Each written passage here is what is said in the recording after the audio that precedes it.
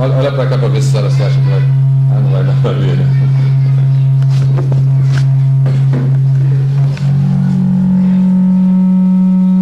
Ali, olha, essa de costas não interessa. Tem que olhar pra mim. Peraí, que vai fazer um. Não.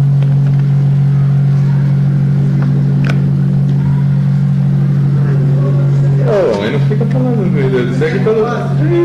Já fica direto, né? Já grava direto ali? Então deixa eu aproveitar, tá? Vou fazer agora a barba do velho. Tá gravando? Um beijinho. Tá gravando? Um beijo. Um beijo. Tá gravando? Você tá gravando? Tá. Tem som? Então tá bom. Vamos preparar para fazer a barba do velhinho, tá? Tá gravando, peraí. Ah, você Vem cá que eu não tô te pegando não. Chega perto da mão. Você pega então, você faça do jeito de que eu vou fazer a barba do velhinho. Prepare-se.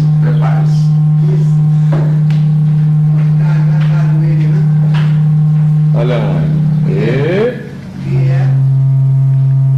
Pronto, agora você vai ver se a senhora vai gostar. Presta atenção pra senhora se ver aí. Isso aqui tá legal. Essa cara desse marechal aqui, peraí. Olha lá!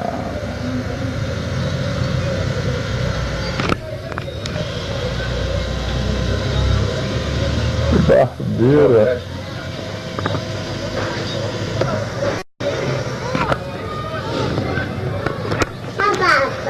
Ah, fazendo a barba, vai lá. Quem é que tá fazendo a barba, Marina? Vovô? Como é o nome dele? Vovô Emi, né? Vovô Emi. Você gosta do vovô Emi? Ah, eu acho que o vovô Emi é muito feio. Ele é feio? É feio não.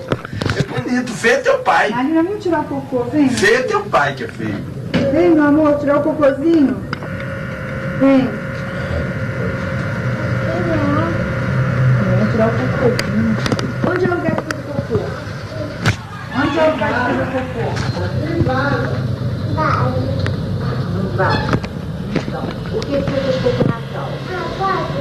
Na base para fazer cocô. Estou fazendo cocô lá na praia. Abaixou.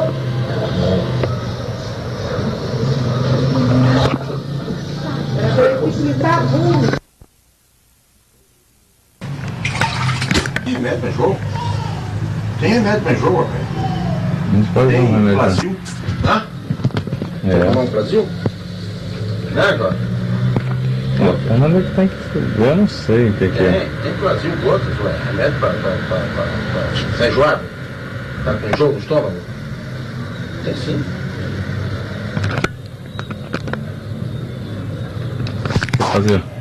Quer fazer um discurso, né?